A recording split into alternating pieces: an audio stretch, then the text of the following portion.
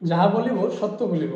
কবি ফারুকী উমর ওনার নিজের চিন্তা ভাবনা থেকে কিছু সত্য কথা এখানে তুলে ধরেছেন। ওনার একান্তই ব্যক্তিগত চিন্তা, যিনি মনে করেন যে ইহা সব কিছুই তাহার জন্য সত্য, যাহা বলেছেন সব কিছুই সত্য। কিন্তু পাঠক তার ভিন্ন মত প্রকাশ করতেই পারেন, কিংবা ভিন্ন মতের হতেও পারেন, লেখকের সাথে কবির সাথে নাও মিলতে পারেন, এটা আমি মনে করি ব্যক্তিগতভাবে। ওনার এই বইটি আমি পুরোটা পড়েছি।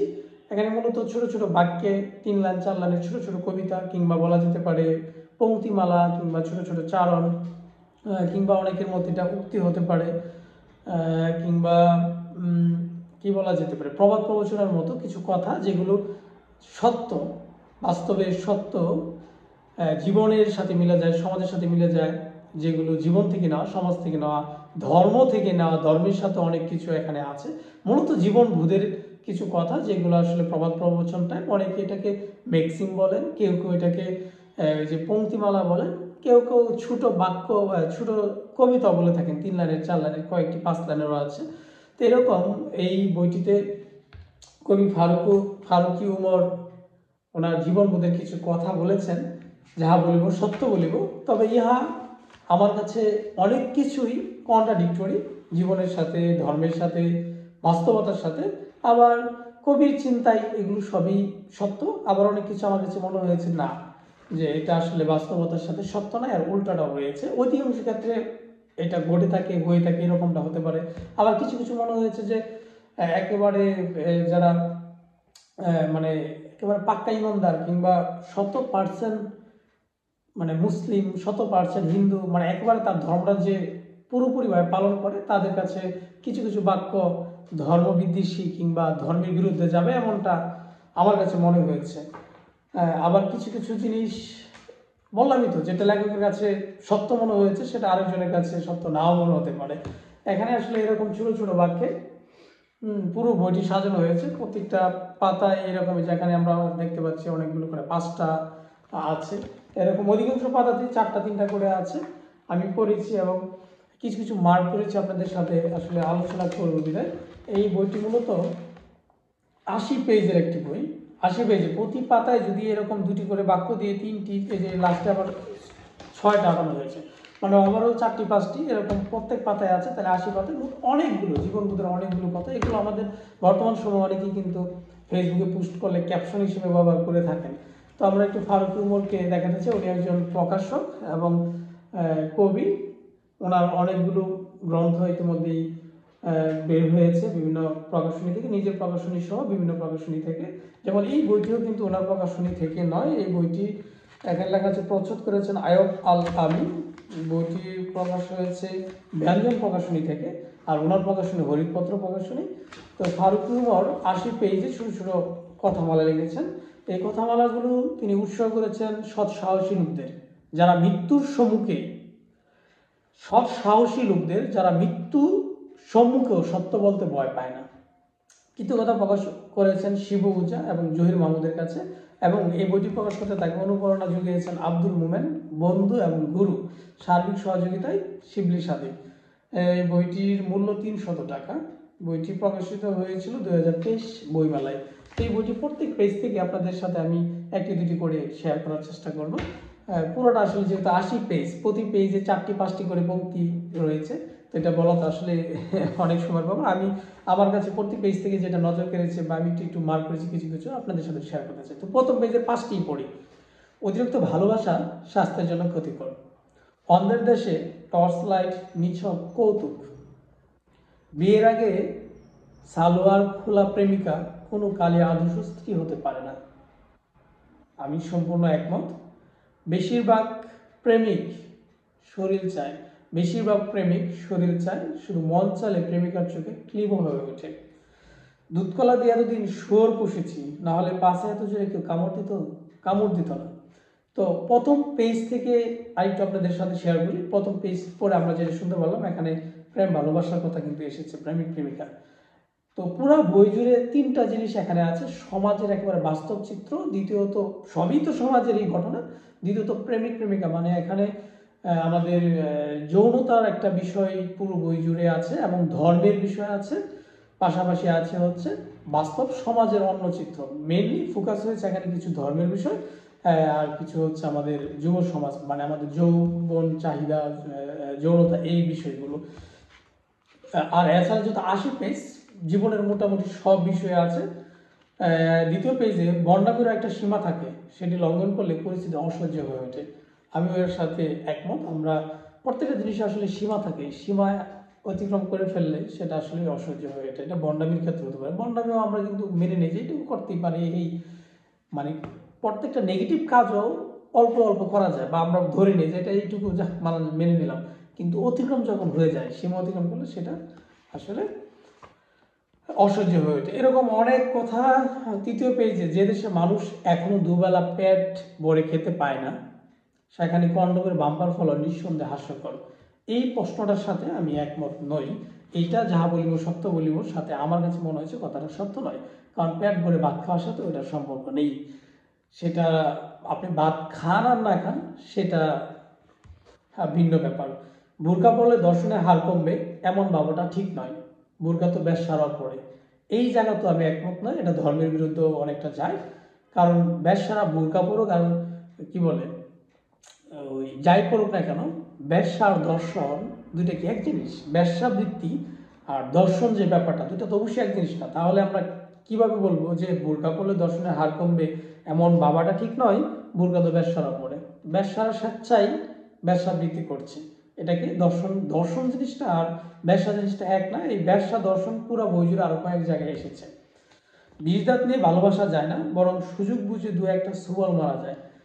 তো আমি কিছু জিনিসের দ্বিমত করছি, আর মানে এই না যে কবি মানে কি বলে কবির কাছে, মানে কবির চিন্তা ভিন্ন হয়ে যাবে। কবির কাছে এমনটা মনে হয়েছে, সে লিখেছে, তার কাছে মনে হয়েছে এটা সত্য, যাহা বলিব সত্য বলিব, আমার কাছে মনে হয়েছে কথাটা সত্য নয়। এরকম অসংখ্য পঙ্ক্তিমালা বইটিতে ছেয়ে গেছে, যাহার 99% সত্য, বাস্তবতার আলোকে জীবনবোধের কথা জীবনের সাথে মিলে যায়। কিন্তু কিছু কিছু জিনিসের সাথে পাঠক হয়তো আমার মতো দ্বিমত করতেই পারেন, যেমন যেগুলো ধর্মের সাথে কিছুটা কিছুটা কিছু কিছু ক্ষেত্রে অনেকটাই, এবং যৌনতা, প্রেমিক প্রেমিকা, বেশ্যা, দর্শন, এগুলোর অনেক কিছু আমার কাছে একটু অন্যরকম লেগেছে, যেটা পুরোপুরি সত্য নয়। অধিকাংশ সত্য, 99% বলতে পারেন, 90%, কিছু কিছু 50%, কিছু কিছু পুরোটা মিথ্য হতে পারে।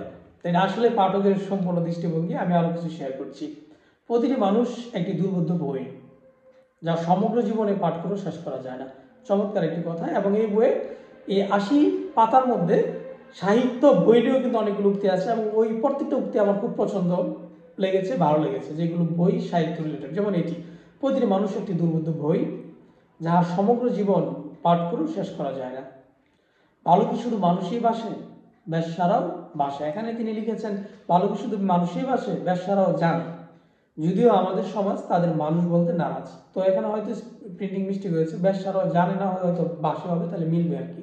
ভালো কি শুধু মানুষই বাসে, বেশ্যারাও বাসে, যদিও আমাদের সমাজ তাদের মানুষ বলতে নারাজ। এটাও আমি পুরোপুরি এই কথার সাথে একমত না।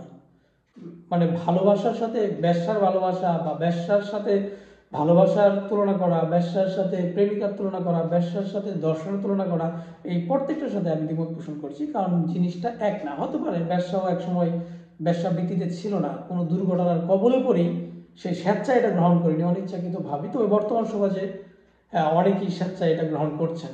আমরা ফেসবুকের মাধ্যমে, রিল, টিকটক, ইউটিউব, বিভিন্ন মাধ্যমে আমরা দেখছি যে টাকার জন্য অনেকে ব্যবসাবৃত্তিটাও বেছে নিয়েছেন। অনেকে ইউটিউবে এমন এমন ভিডিও করেন যেটা সরাসরি ব্যবসাবৃত্তি না হলেও প্রায় ব্যবসাবৃত্তির মতোই। সুতরাং এই কথাটাও আমি দ্বিমত পোষণ করছি। কাঙালির বাচ্চা সুযোগ পেলে শৈল খুঁজে, অথচ শৈলের ভিতর যে একটা মন আছে তা কি বুঝে? এগুলো তো সত্য কথা। সবাই সবকিছু বুঝবে না, খুঁজবে না। আর আমি যে কথাগুলো বলছি, আমার সাথে আপনি দ্বিমত হতে পারেন, পাঠক দ্বিমত হতে পারেন, যারা ভিডিওটি দেখবেন তারাও অনেক কিছু আমার সাথে দ্বিমত করবেন, আবার কবির সাথে একমত হবেন, কবির সাথে দ্বিমত করবেন। এটা স্বাভাবিক। আসলে যার যেমনটা ভাবনা, যেমনটা মনে হয়। সময় বেইমান নয়, বরং মানুষই বেইমান। পৃথিবীতে প্রতিনিয়ত চক্রের গাড়ি চলছেই। সুতরাং পৃথিবী, সময়, এগুলো চলেই যাবে। যা কিছু ঘটার, যা কিছু ঘটবে, সবকিছু মানুষের সৃষ্টি, মানে মানুষের মাধ্যমেই ঘটবে। একজন উপরওয়ালা আছেন, তিনি সৃষ্টি করেছেন, একদিন শেষ হয়ে যাবে। সেটা আমি সেদিকে যাচ্ছি না। আমি বলতে চাচ্ছি পৃথিবীতে আপনি যা করছেন, যা করবেন, তাই তো ঘটবে। সুতরাং সময়কে দোষ দিয়ে লাভ নেই। দোষটা হচ্ছে আমার, আপনার, আমাদের। চারপাশে। আসলে সব প্রেমে এক ধরনের নিষিদ্ধ, আলবৎ পরকীয়া, এটা বলা যায়। প্রেম আসলে বর্তমান না, প্রেম তো আসলে হ্যাঁ পরকীয়াই, যেটা সমাজ স্বীকৃত নয় এবং কোনোভাবে এটাকে আমরা স্বীকৃত দিতে পারি না, আমরা প্রেম বলে চালিয়ে দিই। সেটা আসলে এক প্রকার পরকীয়া, অন্যের সাথে এটা এমনটাই হয়ে থাকে। ক্ষুধিত সন্তানের মুখে আহার্য তুলতে গিয়ে যে মা বেশ্যাবৃত্তি করে, সে আমার চোখে বারাঙ্গনা নয়, বরং বীরাঙ্গনা। সন্তান, মা, বাবা, ছেলে, এই সম্পর্কগুলো এতটাই গভীর যে এই সম্পর্কগুলো তার নিজের সন্তানের জন্য, নিজের বাবার জন্য অনেক কিছু করে বসতে পারে, করে ফেলে। আমরা গভীর শ্রদ্ধা জানাই বাবা মার প্রতি, সন্তানের প্রতি, সবার জন্যই শুভকামনা রইল। জন্ম থেকে যে জ্বলতে জ্বলতে সেও একদিন কোষ্ঠীপাতর হয়ে যায়। পৃথিবীতে এখন পর্যন্ত যত মানুষ সফল হয়েছে, প্রত্যেকের জীবন ইতিহাস ঘাটলে দেখা যায় যে কথাটি প্রযোজ্য। তো এরকম বললাম তো, পুরো বইটা জুড়েই জীবন বোধের কথা, এবং আগে যে কথাগুলো বলেছি সেই টপিকগুলো একটু বেশি এসেছে। বর্তমান পৃথিবীতে জুতোর চেয়ে পায়ের মূল্য কম, তবুও হয়তো কেউ কেউ জুতোর সুখ আত্মহত্যা করে। এদেশের মিডিয়া স্থাপিত বুদ্ধিজীবীরা টক শুতে বসলে দেশপ্রেম উতলেই পড়ে, অথচ আড়ালে মগজ বেঁচে খায়। নারীর শরীরের চেয়ে শাড়িতে বিষের আধিক্য বেশি থাকে। রূপসী নারীরা যোগ্যতাহীন হলেও রূপটাকে প্রধান উপজীব্য হিসেবে কাজে লাগায়। এটা বর্তমানে আমরা দেখতে পাচ্ছি, সুন্দর মেয়েরা রিল করছে, টিকটক করছে, হ্যাঁ, ইউটিউবে আর্ন করার জন্য, নিজেকে প্রকাশ করার জন্য, সেলিব্রিটি হওয়ার জন্য নিজের রূপকে কাজে লাগাচ্ছে। যেটা বললাম, অনেকটা বেশ্যাবৃত্তির কাছাকাছি চলে গেছে আমাদের বর্তমানের এই আধুনিক সমাজ ব্যবস্থার অনেকেই। আবার এটাকে পুরোপুরি নিয়ে আমার উপর দোষ চাপিয়ে দেন না। আমরা আজব এক জাতি, বেশ্যাবৃত্তিকে হা বলি, অথচ দর্শনকে না বলি। আবারও ব্যবসা এবং দর্শনের তুলনা এখানে আসছে, এইটাও আমি সম্পূর্ণ দ্বিমত পোষণ করছি। বেশ্যাবৃত্তিকে হা বলি, অথচ দর্শনকে না বলি। দর্শন আর ব্যবসাকে এক জিনিস হলো, একজনকে জোর করে যে রাস্তায় যে আপনি তাকে অপহরণ করছেন, তাকে অপমানিত করছেন, শ্লীলতাহানি করছেন, আর একজন স্বেচ্ছায় দিচ্ছে টাকার বিনিময়ে, দুইটা কি এক জিনিস হলো? দুইটাই আমরা দুইটাই চাই না, দুইটাই শূন্যে চলে আসুক, সেটা চাই। কিন্তু এই দুইটাকে তুলনা করা মানে অন্য আপনার ব্যবসার প্রতি একবারে ভালোবাসা দেখিয়ে আপনি, মানে আমার কাছে এটা যুক্তিযুক্ত না। এবং অনেকেই এই ব্যবসা নিয়ে অনেক কবিতা লিখছেন, অনেক কিছু আছে, কিন্তু ভাই আপনাকে কেউ বলে না স্বেচ্ছায় আপনি ব্যবসাবৃত্তি করেন, কেউ স্বেচ্ছায় করেও না, দুর্ঘটনা কবলবশিত হয়ে করে, কিন্তু সে চাইলে ওইখান থেকে হয়তো কোনো না কোনো উপায় ছিল বেরিয়ে আসা, সেটা হয়তো হয়ে ওঠে না, সেই জন্য সেভাবে তার জীবন কেটে যায়। সেটা তাই বলে সেটার সাথে আমি দর্শনকে তুলনা করতে পারি না, মানুষের তুলনা করতে পারি না, অনেক কিছু এই বই আরও এইভাবে অনেক জায়গাতে তুলনা করেছেন, বারবার বলেছেন। সময় চিরকাল তার ব্যক্তিগত নিয়মে চলে, কিন্তু মানুষগুলো সময় অসময় হতে পাল্টায়। একেবারে সত্য, শতভাগ সত্য, আমি এর সাথে একমত পোষণ করছি। যৌনতা কেন্দ্রিক কিংবা সঙ্গম সুখের উদ্দেশ্যে যারা বিয়ে করে, তারা বরঞ্চ দর্শক হতে পারে, কখনো আদর্শ স্বামী হতে পারে না। কথাটার সাথে আমি মানে যেই জিনিসটা বোঝানো হয়েছে তার সাথে আমি সম্পূর্ণ একমত, কিন্তু আবারও দর্শক বলার কারণ নেই, এটার সাথে একটু দ্বিমত পোষণ করছি। এখানে দর্শক না হয়ে অন্য কিছু বলা যেতে পারতো। কথা সত্যকার অর্থেই সত্যি, শুধুমাত্র যৌনতার কারণে কিংবা এই শরীরের চাহিদা মেটানোর জন্য কিন্তু আমাদের সাংসারিক জীবন গড়ে ওঠে না। আমাদের একটা সংসারে অনেক কিছু থেকে থাকে, সারা জীবনের একটা বন্ধন, শেষবেলায় সেটা আরও বেশি বোঝা যায়। চুমু খাওয়ার সময় যার হৃদয় স্নিগ্ধ আবেশে হাসে, সেখানে পাপ থাকে না, বরং সে হাসি অমৃতের সমান। আমি আর এগুলো বলতে চাই না, এখানে অনেক কথা আছে। সেক্স একটি আদিমতম পাপ, যেটি গোপনে পুষে মানুষ হয়ে ওঠে কালসাপ। এরকম পড়তে গেলে 80 পেজ অনেক হবে, প্রতি পেজে একটি করে দ্রুত পড়ে ফেলে আমি হাঁটতে শিখিনি, হয়তো আমার পাশের মানুষগুলো আমাকে হারিয়ে দিয়েছে। অগাধ জ্ঞান যার, সে ফলন্ত বৃক্ষের মতো ধৈর্যশীল আর নতজন হয়। একেবারে সত্য, যার ব্যাখ্যা না করি। স্বপ্নটাকে ধরতে হলে লাওয়ারিসের মতো তার পিছন অবিরাম ছুটতে হয়। জ্ঞান বেঁচে যারা খায় তারা কখনো ইমানদার হতে পারে না, এই কথাটার সাথেও আমি সম্পূর্ণভাবে দ্বিমত পোষণ করছি। একজন শিক্ষক, সেও তার জ্ঞান বেঁচেই খাচ্ছে। একজন মসজিদের ইমাম সাহেব, সে যদি এখান থেকে কোনো টাকা সে না নেয়, একজন মাদ্রাসার শিক্ষক, একজন কোরআন শিক্ষা যে দিচ্ছেন, সে যদি ওখান থেকে কোনো টাকা না নেয়, তার জীবনটা তাহলে চলবে কীভাবে? তার আর্নের উপায়টা কী হবে? মানে সে মানে কি আগে মানে দুইটা করে তার পেশা বেছে নিতে হবে? এই কথাটার সাথে আমি সম্পূর্ণ একমত নই। কেরানিরাও কবির বদনাম রটাতে পারে, কিন্তু 2 লাইন লিখতে গেলে মূর্ছা যাবে। আমি বলেছিলাম বই এবং সাহিত্য নিয়ে যেই উক্তিগুলো বা পঙ্ক্তিগুলো রয়েছে, প্রত্যেকটা আমার খুব ভালো লেগেছে। যেমন এটাও, কেরানিরাও কবির বদনাম রটাতে পারে, কিন্তু 2 লাইন লিখতে বললে মূর্ছা যাবে। সত্যিকার অর্থে আপনি কখনো প্রেমিক ছিলেন না, কামুক ছিলেন, যদিও শামুকের মতো লুকিয়ে রাখতেন নগ্ন মুখোশ। এটা সত্য কথা। নিজের অন্ধকারে একবার খুলে দেখুন, বুঝবেন পাপগুলো কিভাবে নগ্নত হচ্ছে ভেতর। কুকুরদের নষ্টামি দেখে হাসবেন না, বরং নিজের নষ্টামির কথা ভাবুন। আজন্মে মুখ দেখিয়ে আমরা মুখোশটাকে ভালোবেসে যাই, অথচ ব্যথরটা তিলার্ধ চিনতে পারি না। নারী মূলত চূড়ান্ত ফলবান বৃক্ষ, আর পুরুষ সেটি ছিঁড়ে ছিঁড়ে খায়। এটাও অনেকের কাছে অনেকটা কন্ট্রাডিক্টরি হবে, বা অনেক কিছুর বিরুদ্ধে যাবে, বা কোনো একটা গোষ্ঠী মানে নিতে পারবেন না। সত্য বলার জন্য যার মৃত্যুদণ্ড হয়, পরবর্তী প্রজন্মের কাছে সেই ইতিহাস হয়। এটা তো অবশ্যই সত্য বলার জন্য যারা মৃত্যুদণ্ড হয়েছে, যারা মারা গেছেন কোনো ঘটনাচক্রে, যখন জানা গেছে যেটা সেটা মিথ্যা ছিল, তারা অবশ্যই ইতিহাস, তারা অবশ্যই ইতিহাস। বিবাহ মূলত অনৈতিক থেকে নৈতিক বন্ধন, যেটা আমাদের বৈধ সঙ্গম নিশ্চিত করে। কথা সত্য হয়েছে। আপনার কাছে সাহিত্যের কোনো মূল্য নেই, বুঝবেন আপনি অসুস্থ। আপনার কাছে মনুষ্যত্বের কোনো মূল্য নেই, বুঝবেন আপনি কারো কৃতদাস। সুন্দর, বেশিরভাগ সুন্দরী মেয়েদের গুণ থাকে কম, রূপ দিয়ে তারা গুণটাকে পুষিয়ে নেয়। আস্তিক নাস্তিক কি বুঝি না, আমি শুধু মানুষ হতে চাই। এই কথাটাও ইসলামের অনেকে এটা মানতে পারবেন না। আস্তিক নাস্তিক কি বুঝি না, আমি শুধু মানুষ হতে চাই। তো একজন নাস্তিকও কিন্তু অনেক ভালো মানুষ। অনেক নাস্তিক আছে সমাজের জন্য, দেশের জন্য অনেক ভালো কাজ করেছেন, কিন্তু এখানে আমরা যদি ইসলামের দৃষ্টিতে তাকে বিচার করি, তার ফলাফল মৃত্যুর পরে জিরো। সুতরাং সব কথা আসলে সব সময় সবভাবে লেখাও যায় না, বলাও যায় না। কবির কাছে এটা সত্য মনে হয়েছে, তার দৃষ্টিভঙ্গি এরকম, আরেকজনের কাছে এমন হবে না। এটা সত্য। মানুষ চাইলে ঈশ্বরকে বিভাজন করতে পারে, কিন্তু মাকে নয়। বেশিরভাগ মেয়েরা প্রেমিক নির্বাচনে ভুল করে, কাজকে হীরা বাবার মতন। অনেক কথা শেষের দিকে চলে যায়।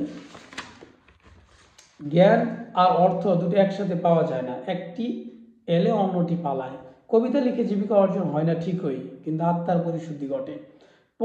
প্রকৃত দানবীর দান করার সময় কখনো গ্রহিতার চোখের দিকে তাকায় না, কারণ সে জানে গোপনে সে কার কাছে ভিক্ষা চায়। সুখী হওয়ার প্রথম শর্ত হলো নিজের যেটুকু আছে তার মধ্যে সন্তুষ্টি খোঁজা। এটা একেবারে 200% সত্য।